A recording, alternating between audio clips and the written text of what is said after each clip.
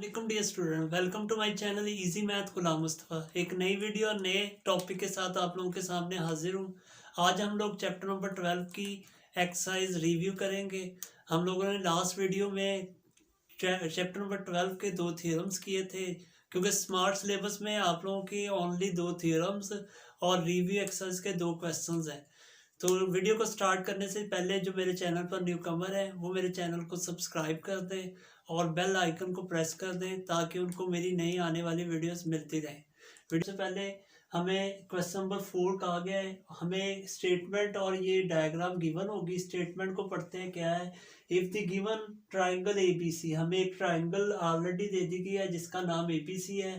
इन equilateral triangle, और ये भी बताया जा रहा है ये जो ट्राइंगल है ये इक्विलेटरल है।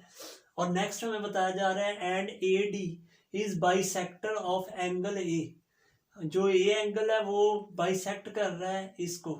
Find the values of the unknown, इसमें हमारे पास एक्स वाई और जी जो है वो अननोन है। तो हमने 3 चीजें, पहले तो नंबर पे फाइंड जो करना है वो लिख लेते हैं। हमें एक्स डिग्री की वैल्यू, वाई डिग्री की वैल्यू और जी डिग्री की वैल्यू, यानी तीनों एंगल्स चाहिए। पहली बात तो ये है। दूसरी बात, हमें सबसे पहले ये पता होना चाहिए इक्विलेटरल ट्राइंगल क्या होती है। तो इसके लिए आप लोगों ने याद रखना है, इक्विलेटरल ट्राइंगल ऐसी ट्राइंगल को कहते हैं जिसकी तीनों साइड्स इक्वल होती हैं। ऐसी ट्राइंगल जिसकी तीनों साइड्स इक्वल भी हो। और दूसरी बात आपने ये याद रखिएगा कि इक्विलेटरल ट्राइंगल में तीनों साइड इक्वल होती हैं और जो तीनों एंगल्स होते हैं वो 60 डिग्री के होते हैं, यानी उनकी एंगल्स की जो मेजरमेंट है वो भी सेम होती हैं। तो ये 2 बातें आप याद रखेंगे तो आपके लिए क्वेश्चन इजी हो जाएगा। अगली बात देखें, AD is a bisector of angle, angle को बाइसेक्ट कर रहा है। अब बाइसेक्ट एंगल की भी हमें डेफिनेशन का पता होना चाहिए। एंगल को बाइसेक्ट करने का मतलब ये होता है कि जितना हमारे पास टोटल एंगल है, जब उसको बाइसेक्ट किया जाएगा तो वो बराबर 2 हिस्सों में डिवाइड कर देगा। तो अब हमने वैल्यूज मालूम करनी है।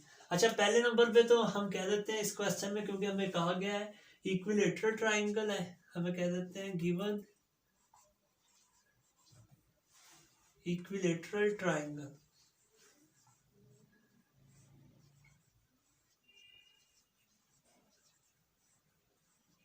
कौन सी ट्राइंगल है, इसका नेम हमें बता दिया गया है ए बी सी।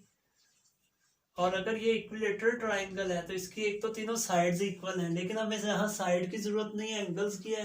तो हम एंगल को यूज करेंगे। इसके तीनों एंगल्स जो है वो क्या होंगे, 60 डिग्री के इक्वल होंगे। तो इसका मतलब ये तीनों एंगल भी सेम हो गए, तो ये आपस में बराबर है। तीनों angle A B C angles equal है, और ये किसके इक्वल है, 60 डिग्री के। इसका मतलब फिर ये वाला जो एंगल है ये भी 60 है, ये भी 60 है और ये भी 60 है। तो यहां से अगर आप देखें मेजरमेंट ऑफ एंगल बी, तो डायरेक्ट ही हम लिख सकते हैं कि जो हमारा जी है वो किसके इक्वल हो जाएगा, फिर 60 डिग्री के। तो जी की वैल्यू तो हमारे पास फाइंड हो गई।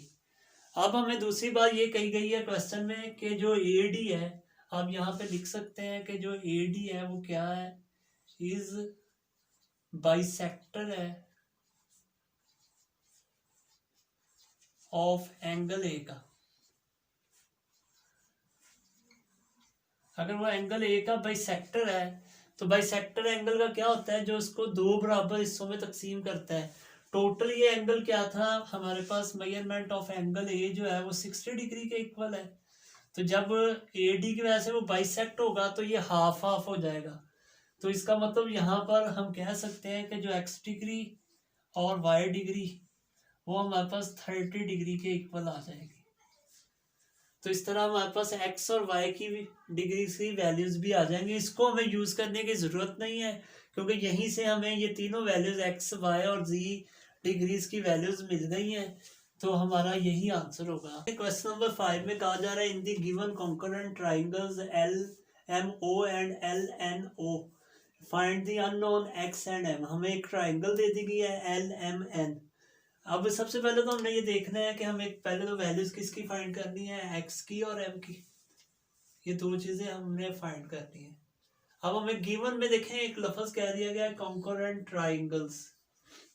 तो इसकी डेफिनेशन आप लोगों ने पिछले चैप्टर में पढ़ी थी, वो आपको आनी चाहिए। कॉन्करेंट ट्राइंगल्स क्या होती हैं? ऐसी ट्राइंगल्स जिसकी तीनों साइड्स और तीनों एंगल इक्वल होते हैं, क्योंकि इस क्वेश्चन में उन्होंने ऑलरेडी कह दिया है कि ये जो आपको दो ट्राइंगल नजर आ रही हैं ये दोनों कॉन्करेंट है।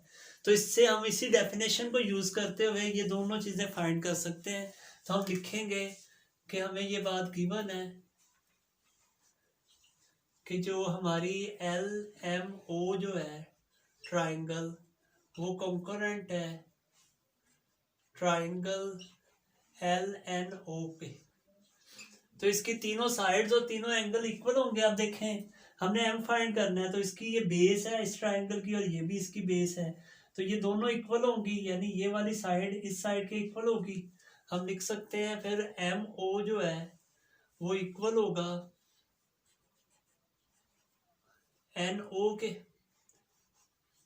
यानी अब MO कितनी है, इसकी लेंथ हमारे पास M है और इसकी कितनी है 12 है, तो हमें M की वैल्यू तो डायरेक्ट ही मिल जाएगी। अब हमने इसकी इसी तरह इसकी ये वाली साइड इस साइड के इक्वल होगी, तो हम इस साइड की लेंथ को इस साइड की लेंथ के इक्वल रख लेंगे, यानी 2x + 6 को इक्वल रख लेते हैं 18 के, क्योंकि ये इसका 90 डिग्री एंगल बन रहा है इसके सामने, ये इसका हाइपोटेनियस है और ये इसका हाइपोटेनियस है, तो ये दोनों आपस में इक्वल होंगे। यहाँ से हम x की वैल्यू इजीली फाइंड कर सकते हैं। देखें, 6 को इस तरफ ले आते हैं, ये 12 और 2x = 12, 2 राइट साइड पे ले आए तो ये कैंसिल होंगी, तो हमें x की वैल्यू भी फाइंड हो जाए। उन्हें कॉन्करेंट की डेफिनेशन को यूज़ करना है, तो हमें दोनों अननोन चीज़ें मिल जाएंगी और इसमें हमें सिर्फ साइड्स को ही यूज़ करना पड़ेगा, एंगल्स की हमें ज़रूरत नहीं है। तो आज की वीडियो में हम लोगों ने रिव्यू एक्सरसाइज 12 चैप्टर की इंशाल्लाह नेक्स्ट वीडियो में हम 13 चैप्टर को स्टार्ट करेंगे। Thank you.